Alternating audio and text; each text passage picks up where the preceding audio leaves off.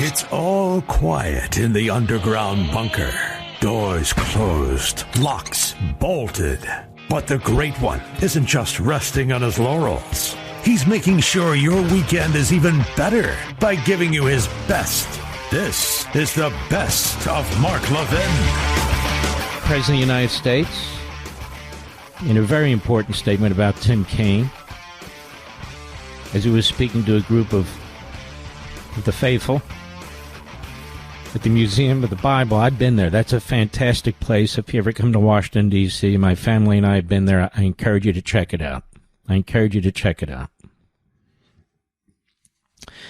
It's focused primarily on the Christian faith, but also the Jewish faith as they lead up to the Christian faith. But I think you're going to love it. I really do. And it's a straight up, course on the Bible, the history of the Bible, the history of the various individuals in the Bible and the events and so forth. It's just killer. But here's the president at the museum today, and I want to build on this after you listen to this. Cut one, go. Last week when the ineffectual senator from Virginia, a man named Tim Kaine, stated that the notion our rights come from our Creator is, quote, extremely troubling to him. Very troubling, isn't it troubling? Isn't that terrible, though? How he would say something like that, and advocated really by a totalitarian regime. This is what they say. But as everyone in this room understands, it is tyrants who are denying our rights and the rights that come from God. And it's this Declaration of Independence that proclaims we're endowed by our Creator with the right to life, liberty, and the pursuit of happiness. The senator from Virginia should be ashamed of himself for many things. For many things. For things even beyond that. But in its own way, nothing's more important than those words. They were terrible words. Now, ladies and gentlemen, I want to dig into this further, because nobody's doing a better job of leading this fight than the president and Ted Cruz, and we here. This has been something we've been teaching here and talking about here for nearly a quarter of a century. And it matters. That's why I do it. Perhaps the most difficult book in terms of reading, in terms of scholarship for many people, was my book Ameritopia, which followed Liberty and Tyranny. And yet it's one of my favorite. And after I wrote this book, I decided I can't write books like this now. We're not all trying to get PhDs and everything else. We're trying to comprehend and understand and advance the cause. And it was written in 2012. It was written 13 years ago.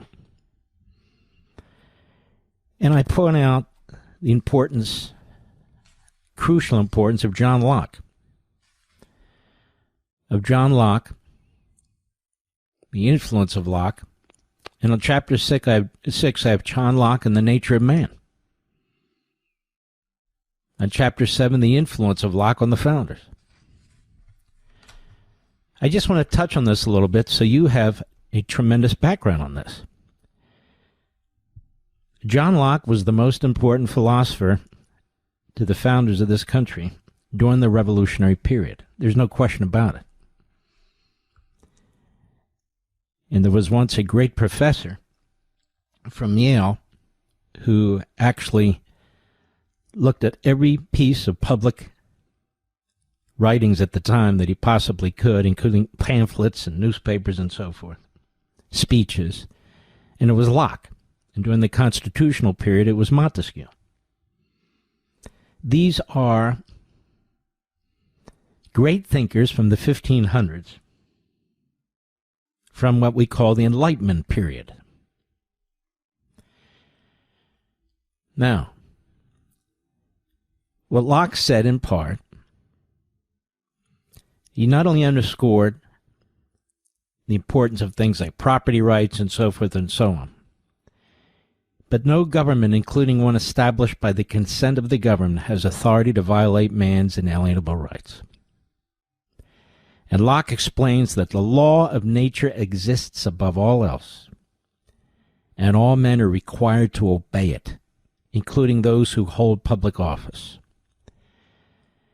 And he wrote in part, thus the law of nature stands as an eternal rule to all men, legislators as well as others, legislators as well as others. The rules that they make for other men's actions must, as well as their own and other men's actions, be conformable to the law of nature, that is, to the will of God, of which that is a declaration, and the fundamental law of nature being the preservation of mankind. No human sanction can be good or valid against it. So the first sentence of the Declaration encapsulates Locke's view of the preeminence of natural law and the right to disobey and indeed throw off a government that abuses it. When in the course of human events it becomes necessary for one people to dissolve the political bands which have connected them with another, and to assume among the powers of the earth the separate and equal station to which the laws of nature and nature's God entitle them, a decent respect to the opinions of mankind requires that they should declare the causes which impel them for the separation. The entire purpose of the American Revolution was to throw off a government. And the entire argument was built upon God conveying rights to his children, you. Now, I break this down in this book, example after example. I say, Locke writes, the state of nature has a law of nature to govern it, which obliges everyone, and reason, this is Locke, which is the law, teaches all mankind, who will but consult it, that being all equal and independent, no one ought to harm another in his life, health, liberty, or possessions. For men being all the workmanship of one omnipotent and infinitely wise maker, all the servants of one sovereign master, sent into the world by his order and about his business, and being furnished with like faculties, sharing all in one community of nature, there cannot be supposed any such subordination among us that may authorize us to destroy one another. Or if we were made for one another's uses, as the inferior ranks of creatures are for ours. Everyone, as he is bound to preserve himself, and not to quit his station willfully, so by the like reason, when his own preservation comes not in competition, and he goes on. So the founders embraced Locke's vision that all men are blessed by God with inalienable rights. The life, the liberty, health, limb, or goods of another, quote unquote, which they describe this way. We hold these truths to be self-evident, that all men are created equal, that they are endowed by their Creator with certain unalienable rights, that among those are life, liberty, and in the pursuit of happiness. It is the job of government to preserve those rights. Government doesn't give you those rights. It doesn't create those rights. It's its job to preserve those rights. Want another example? In this book, I give example after example. Again, Locke explains that any government not established by the consent of the governed is illegitimate, and therefore its laws are illegitimate. Nor can a government established by the consent of the people exercise absolute power or surrender its legitimate power to another. Why? For the very reasons we just stated. The laws of nature, and you have your own rights, independent of government. Independent of government. That to secure these rights, says your declaration, governments are instituted among men, deriving their just powers from the consent of the governed. To do what? To secure these rights. What rights? Natural rights. Unalienable rights. That's what your declaration is talking about. It's really quite stunning, isn't it? It's quite stunning that a United States Senator talks as Tim Kaine did. But here's the problem. This is the real unstated yet real position of the Democrat Party. Now, who's John Locke? He lived from 1632. The Enlightenment, I would guess, is from like the 1500s into the 1600s. Had an enormous influence on the American founding and consequently American society. He did not seek ways to destroy the sovereignty of the individual. He sought to understand and cultivate it. Locke explained the true nature of man, including his acquisition of knowledge and use of intuition, reason, and sensation. It's not necessary to agree with all of Locke's conclusions to celebrate his extraordinary insight. In an essay concerning human understanding published in 1690, which really is a book of sorts, it's an extensive examination of the capacity of the human mind, including its limits. Locke dramatically distinguished his philosophical approach from what I call utopians. For Locke, the individual has value, dignity, and significance. Rather than advance a dogma in search of a fantasy, Locke believed that the individual's mind was worth exploring, as if lecturing modern-day liberals. That's right. He's a brilliant man. Locke carried forward his scrutiny of man's understanding. I'm bouncing around in the book, with an anti-authoritarian approach to civil society and governance.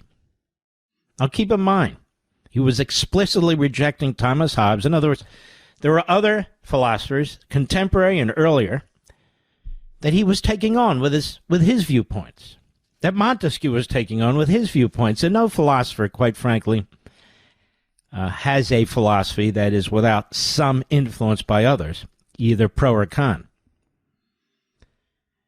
By equality, as an example, Locke does not mean equality of outcomes or result. He does not mean conformity. Early in his great book, The Second Treatise of Government, Locke introduces the notion of the individual's God-given inalienable rights, of which all individuals are entitled, and which provide the moral condition for a civil society. Here's what he says.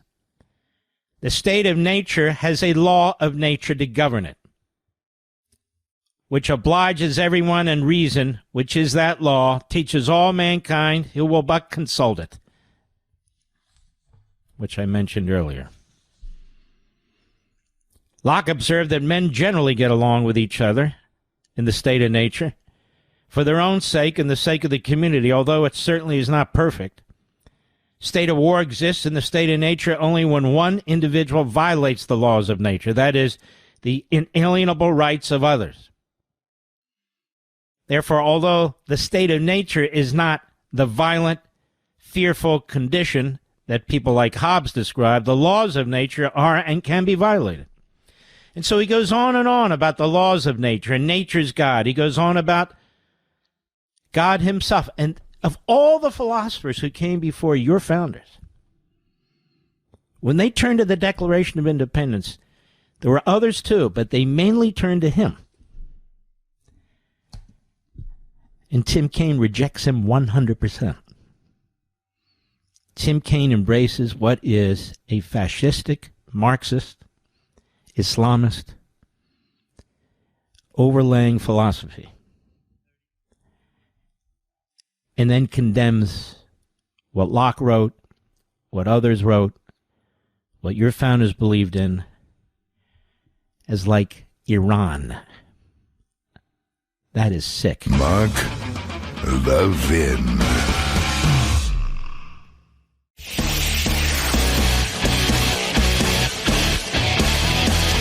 Making your weekend even better. This is the best of Mark Levin. We're going to cut through all the crap. All the media crap, all the press release crap, all the chest-beating crap. Yesterday, in the morning in Jerusalem, a bus full of commuters 2 Palestinian terrorists got on the bus with automatic weapons and shot everybody they could, killing 6, wounding 21. Hamas took credit for this. They took credit for it. And in fact, it's very public out there, the statement that Hamas put out. We congratulate the qualitative, heroic operation carried out by 2 Palestinian resistance fighters at the junction of the Ramat settlement north of occupied Jerusalem. We affirm that this operation is a natural response to the occupation's crimes and the genocide war it's waging against our people. It is a clear message that it plans to occupy and destroy the city of Gaza and desecrate Al-Aqsa Mosque will not pass without punishment. Nobody's talking about desecrating any mosque, Al-Aqsa Mosque. Now, the leaders are basically in 2 countries of Hamas, Turkey and Qatar. Turkey and Qatar. Now, we've spent years explaining here, behind this microphone, and on Fox and on Blaze, that Qatar is a terror state. It is a terrorist state. It was the biggest funder of Hamas. That Hamas's leadership has been given safe haven in Qatar for decades. And they are billionaires. Some of them have moved to Turkey, where they're protected. The administration claims Turkey as an ally and Qatar as an ally. The prior administration, Turkey ally, Qatar ally. KSM, the mastermind behind 9/11, and that anniversary is coming up on Thursday, I remind you, was given safe haven in Qatar by the Qatari royal family before the 9/11 attack. He was on the FBI's list as a grave danger. The FBI was on his trail. The Qatari royal family gave him an apartment, a job so he'd have money. It was a phony job, but money. And then when our FBI informed Qatar that we were going to come into that country and seize KSM, they helped him escape from where he plotted 9/11.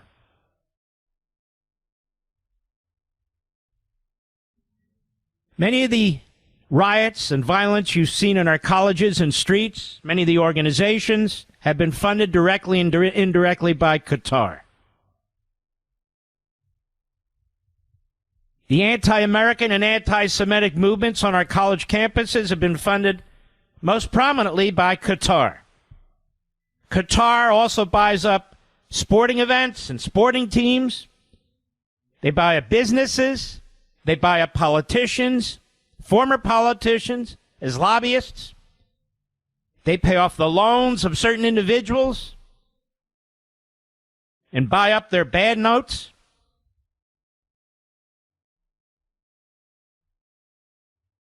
And they spend an enormous amount of money in this country buying up business influence, political influence in both parties, and trying to come off as sort of a Western Arab country. It's nothing of the sort.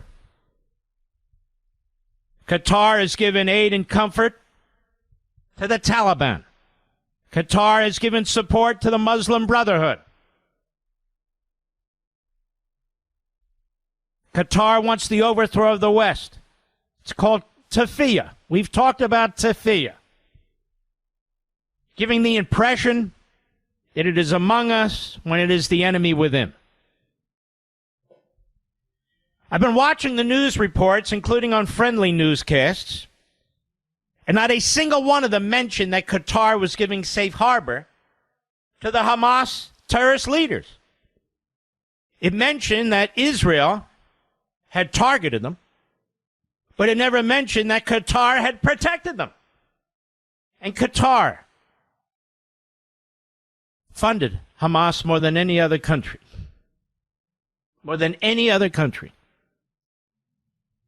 Including October 7th. You must ask yourself over the years, both the Republican and Democrat administrations, how can such a hideous monarchy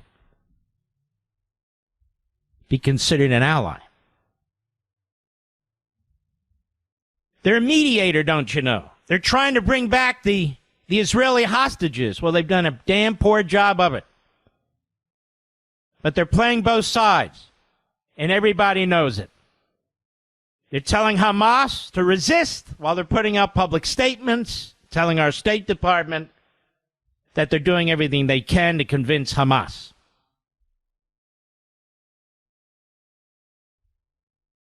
Why are the leaders of Hamas in Qatar?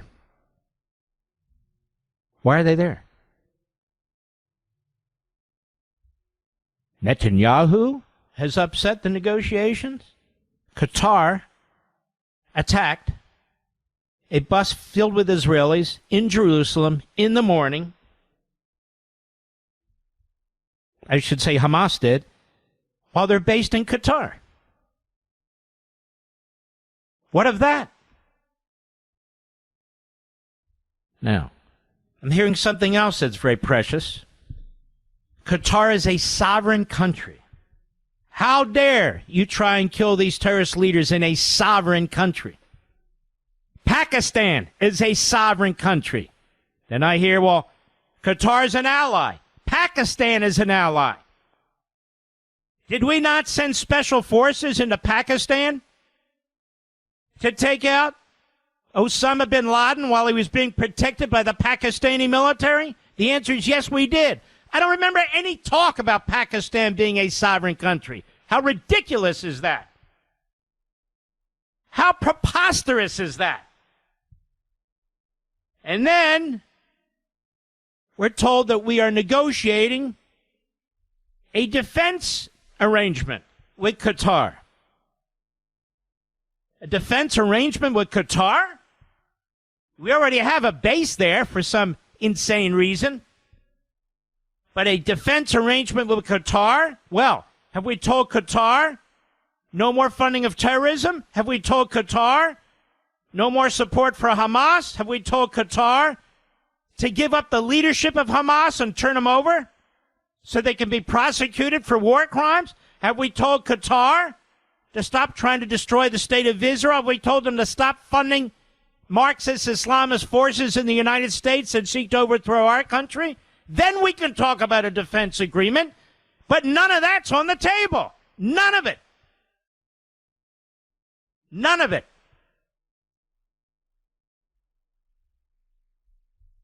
This is a bipartisan problem.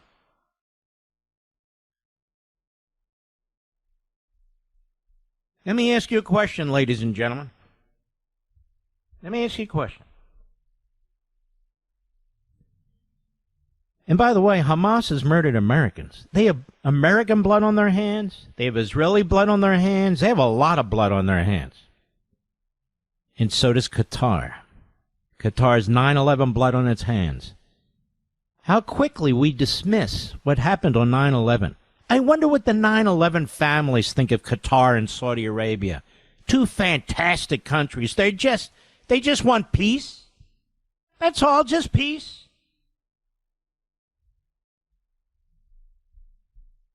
I wonder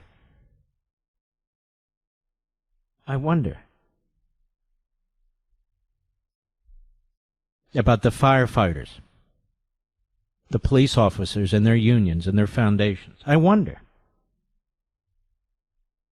about the families, the people who went to work in those two towers. I wonder about the families of the individuals who went on a flight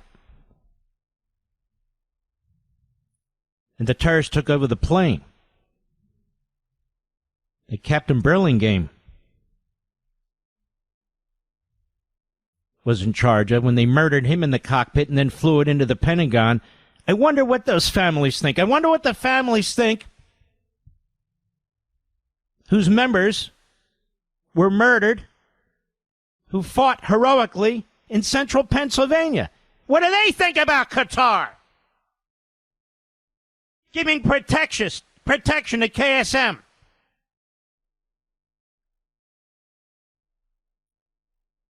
The day that the Israelis play victim is long over. I heard one reporter say Israel's opened yet an eighth front, another front. Israel's opened another front? Hamas, their leadership is in Doha, Qatar, for all to see? And they order another attack on the Israelis in Jerusalem, in the middle of Jerusalem on a bus? Let me ask you a question. If Qatar were protecting Hamas leadership, and Hamas leadership had ordered a slaughter of Americans on a bus in Washington, D.C., which has been federalized,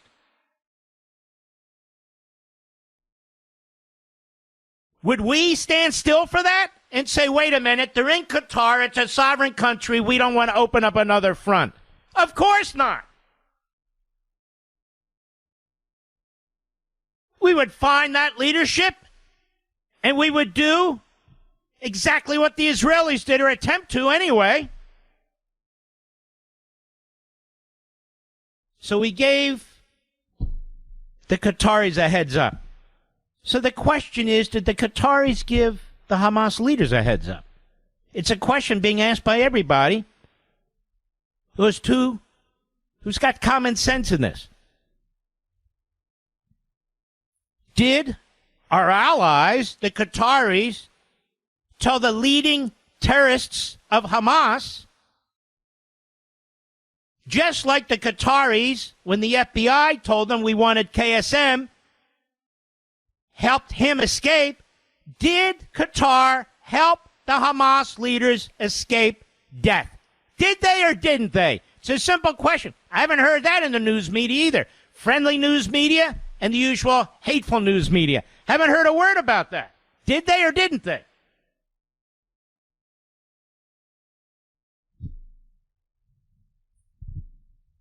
The Qataris should have turned them over to us or the Israelis or somebody a long time ago as war criminals.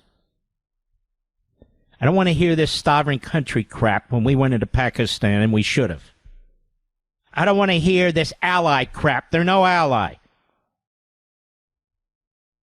Pakistan's an ally, but we went in there anyway. So I don't want to hear that crap. And we will fight here behind this microphone against any military defense arrangement with Qatar until Qatar ceases to be a terrorist state funding terrorism, funding Marxism, Islamism, and the overthrow of our country and our universities and many of these front groups, and until it stops working with the Taliban. Mark Levin.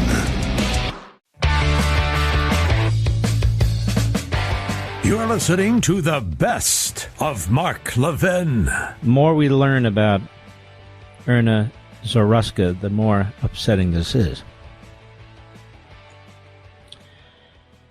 This young lady was working at a pizza parlor. This young lady was volunteering to help older people. This young lady was known to help care for animals in the community. 23 years old. She had a brother and a sister, a mother and a father. And she loved America. She loved the country.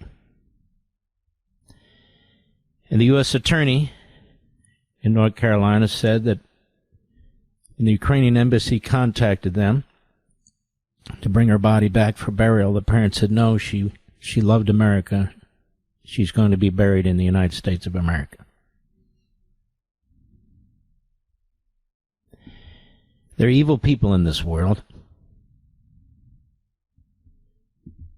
This killer is a subhuman to do what he did. 3 stabs to the neck.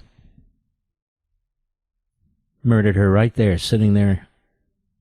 I think it was a train, sitting on the train, minding her own business, with her earbuds in, after a long day of working for a living. A model citizen.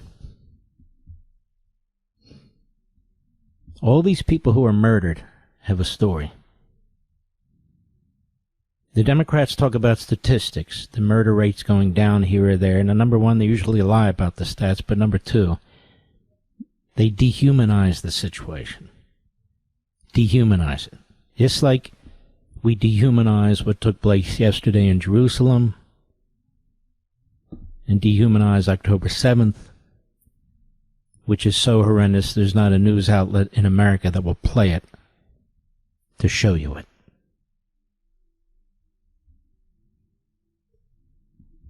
This Erna Zaruska,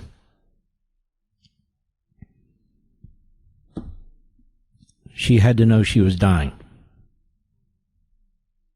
She had to be shocked, like, what the hell just happened? And why would this person do this to me? As her last thoughts. And probably in her mind, calling out to her parents. But he stabbed her in the throat, in the neck, 3 times. Full power. And then she slumped over and died, fell out of her seat. Remember the case on the New York subway, Mr. Producer, where a woman was burned to death? Just sitting there, minding her own business, hadn't even talked to anybody? Burned to death. Burned to death.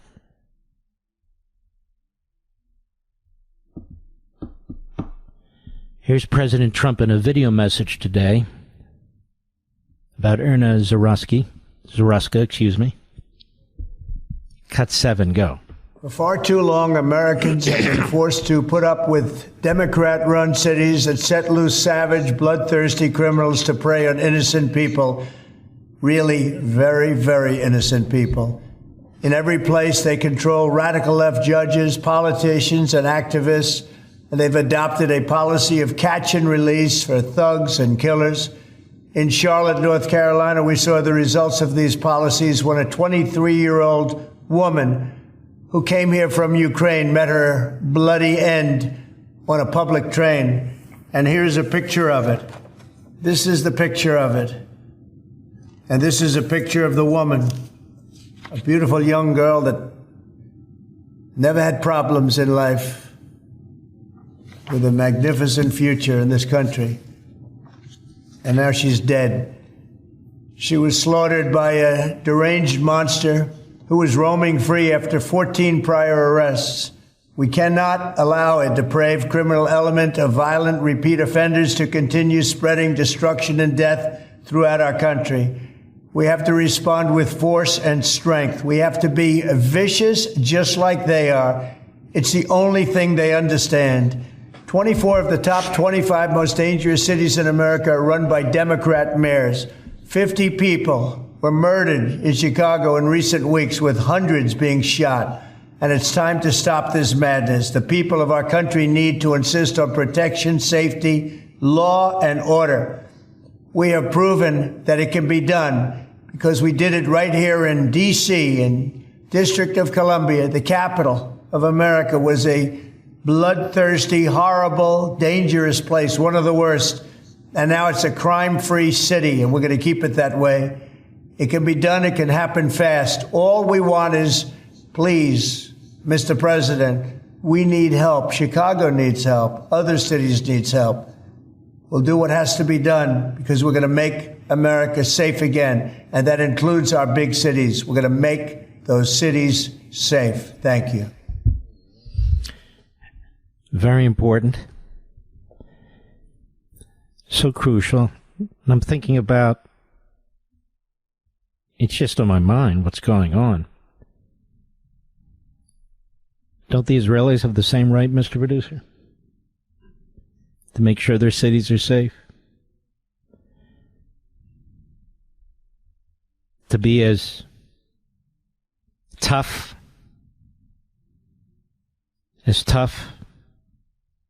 as their killers?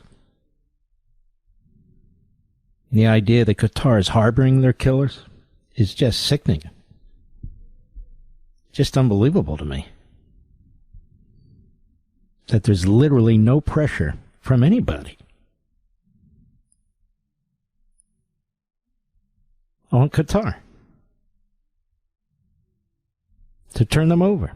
I want to know what happened to those leaders of Hamas when Qatar was tipped off. I want to know what happened. I want to know if there's an immediate person in the world that's going to ask that question. Any.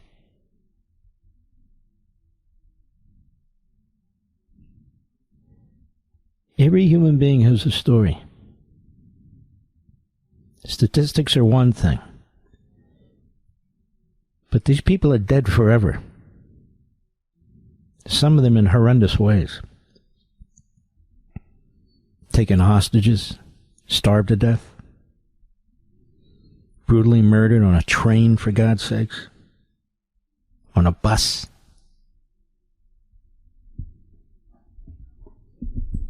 It is sickening. Carolyn Levitt at the White House briefing today. Cut 8, go. This is pure evil on full display. The most enraging and unacceptable part of this story is that her death was entirely preventable. DeCarlos Brown never should have been on that train that night. In fact, he should have been behind bars. DeCarlos Brown has been charged with crimes no fewer than 14 times, dating back to 2011, including for armed robbery, felony larceny, breaking and entering, and shoplifting.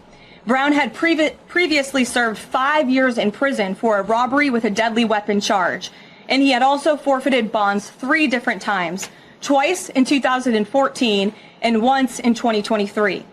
Despite all of this past documented criminal history, when Brown was arrested yet again in January of this past year, a Democrat judge, who I will add was a strong supporter of former Vice President Kamala Harris, released this insane criminal once again without requiring him to pay any bail.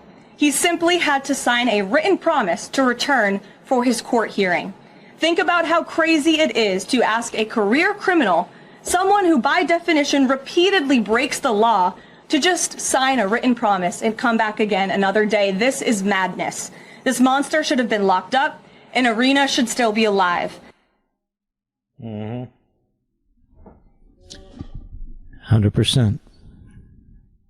Hakeem Jeffries at a press conference yesterday asked about crime. Let's see what he has to say. Cut 9, go.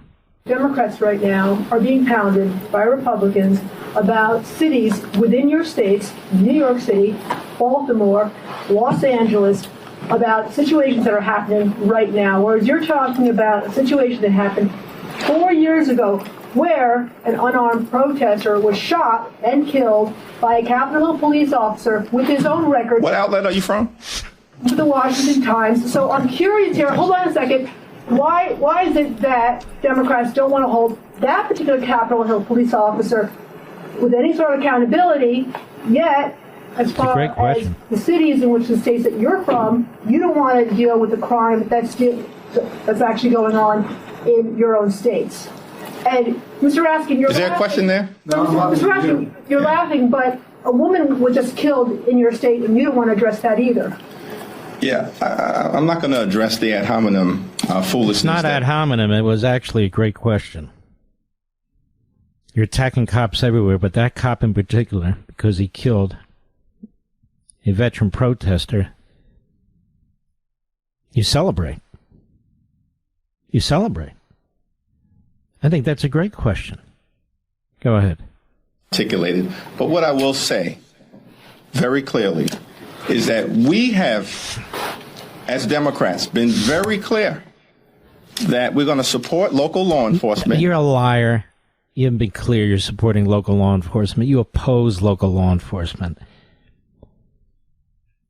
Unless you're one of these whack job chiefs that you cherry pick to put in charge. But the fact of the matter is the rank and file cops can't stand you people. And for good damn reason. Because you don't have their backs. And it's a friggin' dangerous job. You haven't been clear in your support for law enforcement. I love it when many of these Democrat mayors say, the Fed should give us more money so we can hire more cops, while they're cutting the budgets and cutting the number of cops. The Feds should give you more money? Go ahead. Which includes law enforcement on January 6th, the NYPD, the Chicago Police Department, the Metropolitan Police Department, and do what is necessary to help them do their job. No, you're not doing what you've never done what's necessary to help cops do their job. You try to take immunity away from them. You have thinned out their numbers. You've discouraged new applicants by your own conduct. You're pushing to elect a guy in New York who hates cops, wants to eliminate information on gangs. This is their idea. Wants to eliminate misdemeanors. This is all over the country. What's going on here? All over the country. Nobody's fooled by this. Nobody. Mark Levin.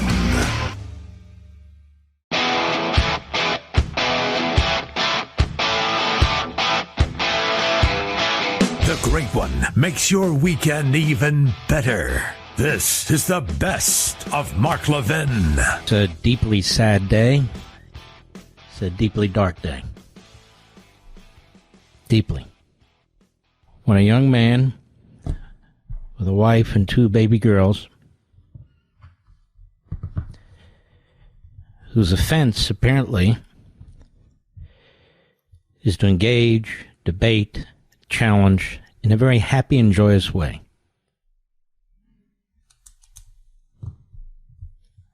to spend his young life fighting for his country and the president he so loved and helped elect,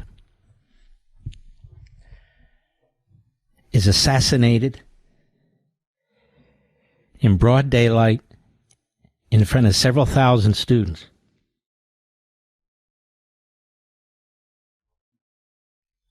The reports are a high-powered rifle at a long distance. One shot. There's going to be some kind of a press event. As soon as it appears, we will go right to it. You know, I'm looking at the texts. Charlie would text. And really a sweetheart. He was a man of deep, deep faith. He was a truly faithful Christian.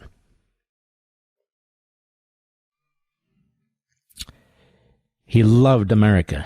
He loved our founding. He loved our history. He loved his audience.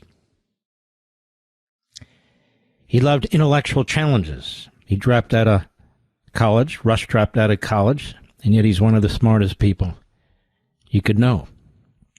We are going to play, in his honor, an interview I did of Charlie on Fox, on Life, Liberty, and Levin for the full hour when his book came out. And he couldn't stop praising me for having him on. He was so, what's the word? The guy didn't have an ego. He didn't have an ego. You know, it's a strange thing. I often go back and I look at the last texts and emails I had with Rush.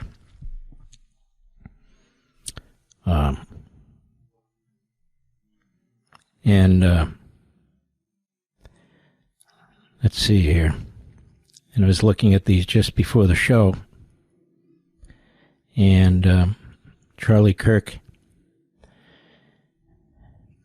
And after the bombing of Iran, where we had a slight disagreement,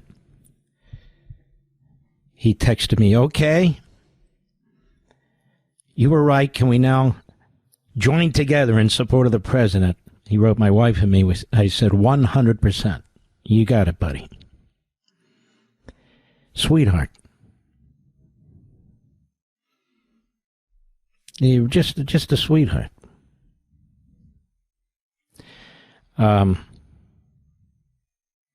sends me a text out of the blue on July 26th when we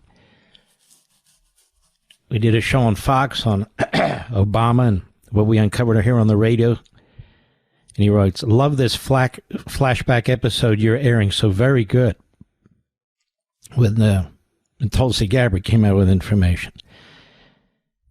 I said, "Thank you, my friend. I think we'll see you in studio tomorrow." This is when my book was coming out. He said, "Yes, I look forward to it. I want to get you back on my show about your book. I need to read it because it just came out." I said, "Thank you." And, just congratulations on your book. Just he's a busy young man, but never too busy. When Dennis Prager had his accident, he got out of the shower and fell and hit the back of his head on the bathtub. I don't know if I ever mentioned the specifics. He's the one who called me, horrified, incredibly upset, broken that Dennis Prager, we all were, but was paralyzed. Went to see him at the hospital. Kept me apprised of Prager's condition. Charlie did. When we would do events for KRLA Salem out in Los Angeles, he always sat next to me. You know why he always sat next to me? Because we would crack jokes to each other. Constantly. Crack jokes. Yep. And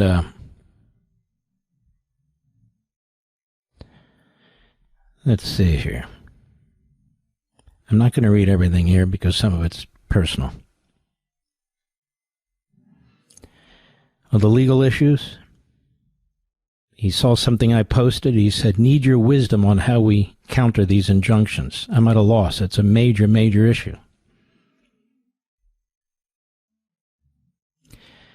I posted a photo, a little video my daughter had taken. It was on December 22nd, Sunday, at President Trump's club in Florida.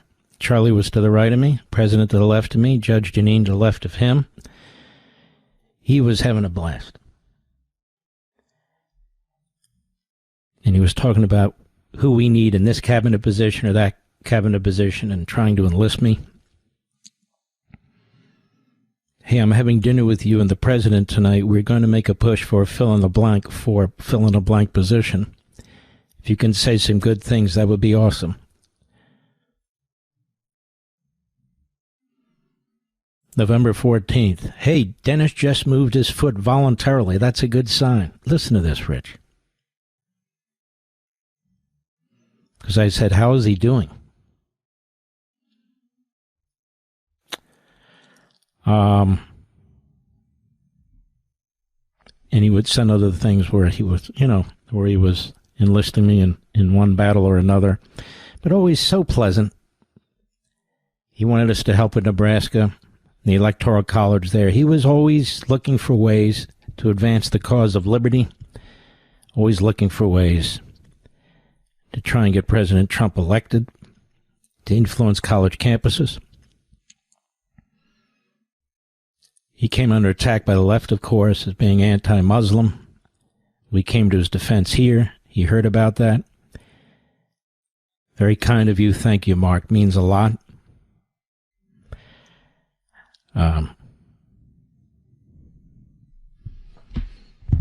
Just a very, very good man.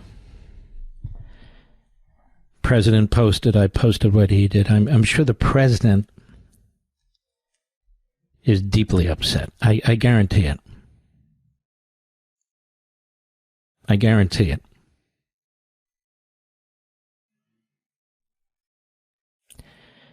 There were Shabbat dinners, some at Turning Point USA, because Charlie wanted to have them. And he would wear a kippah, a yarmulke. And we met his beautiful wife, Erica, several times. I have a tweet here from Charlie. Trying to see the date on this. I can't. You want to hear this, Mr. Producer? Assassination culture is spreading on the left. This is Charlie Kirk. 48% of liberals say it would be at least somewhat justified to murder Elon Musk. 55% said the same about Donald Trump. In California, activists are naming ballot measures after Luigi Mangione. The left is being whipped up into a violent frenzy. Any setback, whether losing an election or losing a court case, justifies a maximally violent response. This is the natural outgrowth of left-wing protest culture, tolerating violence and mayhem for years on end. The cowardice of local prosecutors and school officials have turned the left into ticking time bombs. April 7, actually, 2025. My God, was he right. Absolutely incredible. Now, not just in the United States. Charlie's impact was felt around the world. This is from Israeli Prime Minister Benjamin Netanyahu. Charlie Kirk was murdered for speaking truth and defending freedom. A lion-hearted friend of Israel, he fought the lies and stood tall for Judeo-Christian civilization. I spoke to him only 2 weeks ago and invited him to Israel.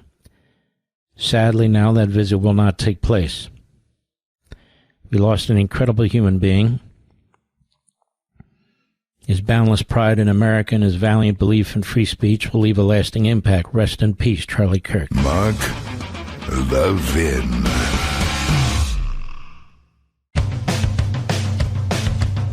We're giving you nothing but the best of Mark Levin. Life, Liberty, and Levin will be in honor and memory of Charlie Kirk. Just to let you know that the assassin is still at large, although they seem to be closing in on him. There are rapid developments. There's 2 photos of him that you've probably seen. I've posted them, that the FBI has put out. I would add that there's a $100,000 award for people or anyone with information leading to the capture of this individual or other individuals who were involved in Charlie Kirk's assassination. A high-powered bolt-action rifle was used. Let's see. They have been able to track the movement of the assassin on campus, up the stairs to the roof and out. They have a footprint, they have a palm print, and they have an arm print, a forearm. Let's see. After he murdered Charlie, he ran into a nearby neighborhood. They found his rifle in the woods, and the ammunition was engraved with expressions of and the rifle with expressions of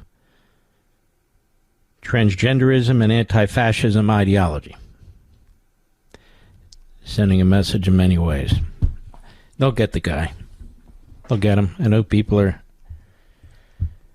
anxious for this to happen. I don't blame them, but they're going to get him.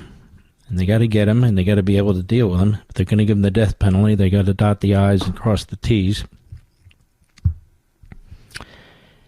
And God willing, he will get the death penalty, and God willing, it will be executed without, a 20-year delay. President of the United States said that he did speak to Erica, his wife, and she's absolutely devastated, as you can imagine.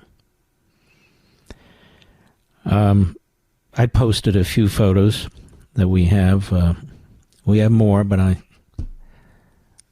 posted these photos in particular of Charlie Kirk and my wife and me with Charlie Kirk and his wife and so forth and so on. And, the first time I interviewed Charlie was 2017. We went back and looked when Conservative Review TV existed before it acquired The Blaze. It's 2017, when he was 23 years old, Mr. Producer. And the next time I interviewed him was 2018, also at CRT. And then I played some of the audio from my interview of him on Fox in 2020. I saw early on this guy was unbelievable. And of course, last June, his book, in which I interviewed him. It was always very complimentary, constantly. Even last month, complimentary. And he's gone. And, he had an enormous impact in 31 years, didn't he? An enormous impact. And that's the example to show your kids. Here is President Trump from the Oval Office. Cut one, go.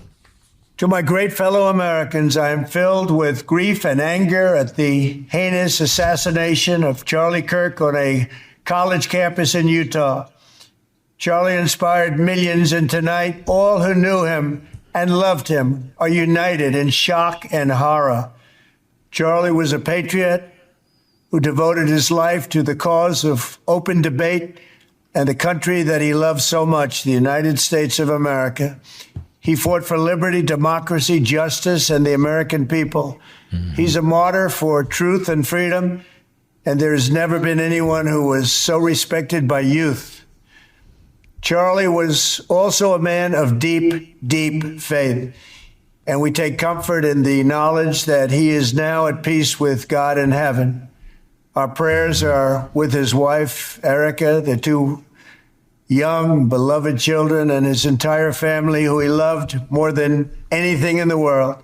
We ask God to watch over them in this terrible hour of heartache and pain. This is a dark moment for America. Charlie Kirk traveled the nation, joyfully engaging with everyone interested in good faith debate.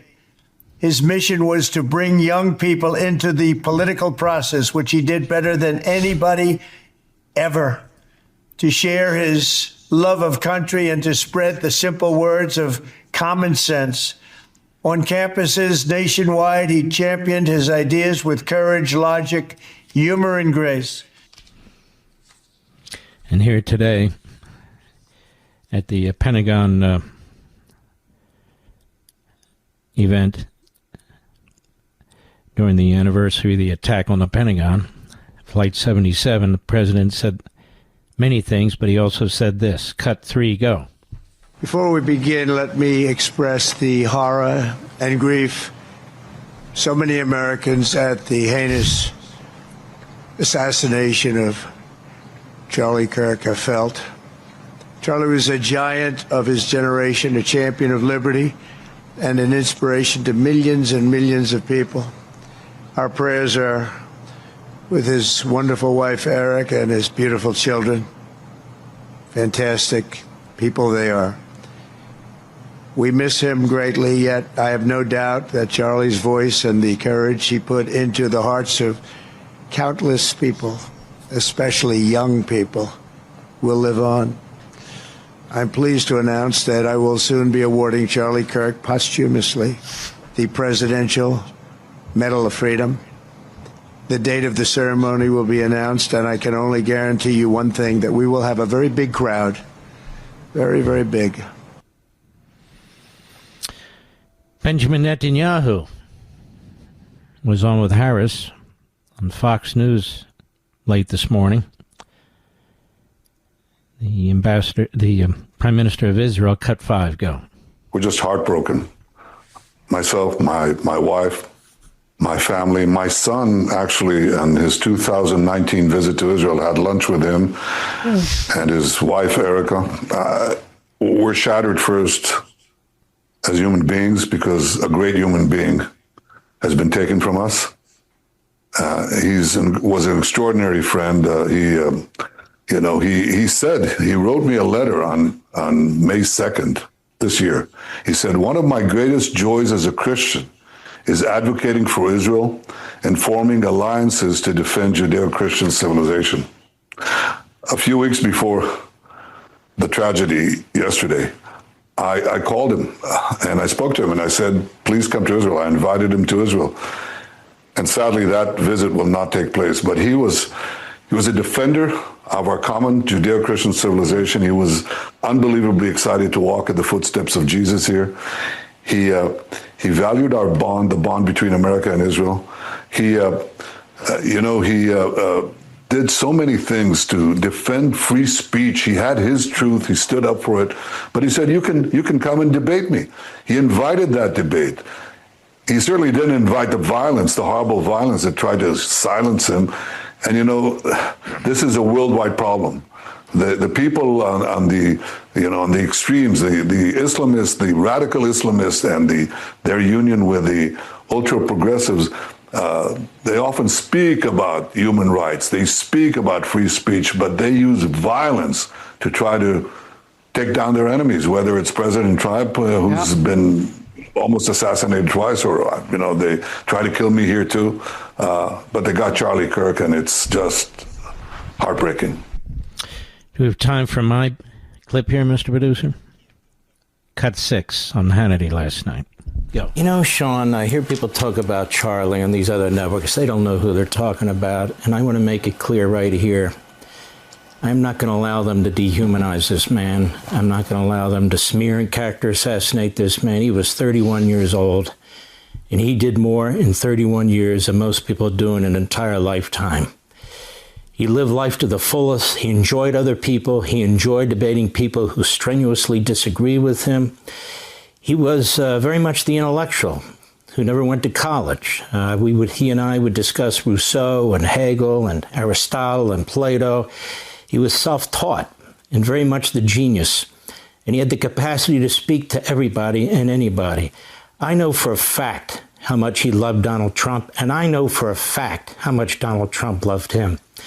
And he was a person you could love a lot. My wife and I got to know him a lot at radio events. He always would sit next to me, and we'd always crack jokes and so forth and so on. The books that I write and that he wrote, we always enjoyed interviewing each other and talking about them so much. And even when we had our little disagreements, he would always text me, Sean.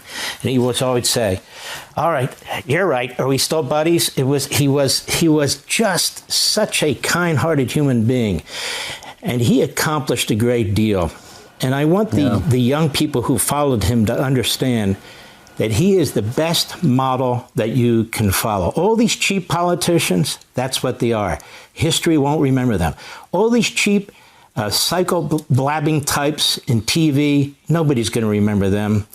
Charlie's going to be remembered because of what he did and because of the younger generation that he spawned to get involved in the liberty movement. Charlie was about liberty. He loved this country. He loved this republic. And he gave its life for it. And let me say this. You that killed him, let me tell you something. You're going to get caught. You heard the governor of Utah. You heard him tell you that they have capital punishment. And you need to be put to death.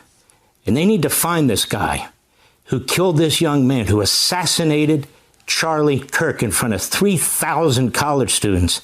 And I'm not kidding. This is an attack on our republic. People say this needs to end now. This needs to end now. Well, the only way to end it is to make an example.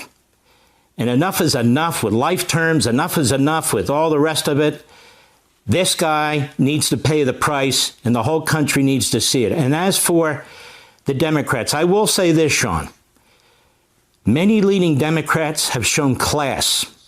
Democrats who I don't like, who've shown class, because they know that this is a double-edged sword, that if this becomes the norm, and it is becoming the norm, then this country's over. They tried to kill our president twice. They killed Charlie Kirk. They assassinated Charlie Kirk. Are you kidding me? Are you kidding me? No, the way you put an end to this is to put an end to it. That's how you put an end to it.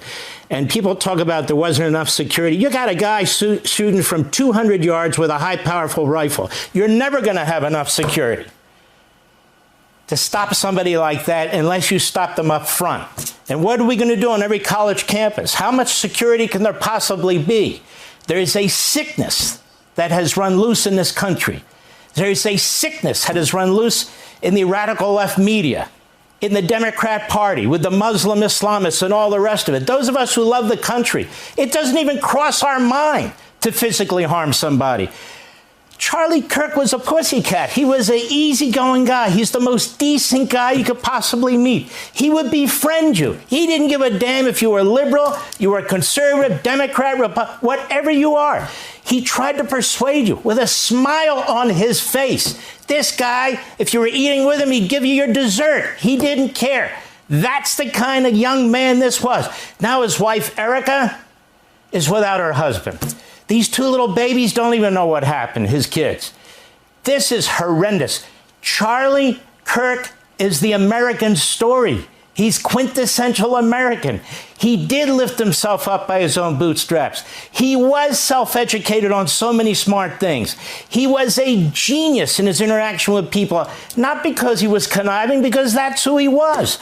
This is a remarkable human being who's been taken from his family and his country. I see these lowlives all over the place, killing people, doing drugs, getting out in jail. And sometimes you say to yourself, God, they live and a guy like Charlie Kirk dies? It puts you to the test. It really does put you to the test. We are going to miss Charlie Kirk, but we will never forget him. And I want all the people attacking him on the other networks to know, I don't give you 1 second's attention. The world doesn't give a damn about you. And when you're gone, nobody's going to know who you are. Unlike Charlie Kirk, who in 31 years has made a stamp on this planet that will not be forgotten. And we will make sure that. What we have to get back to is being able to have a reasonable disagreement where violence is not an option. Charlie Kirk.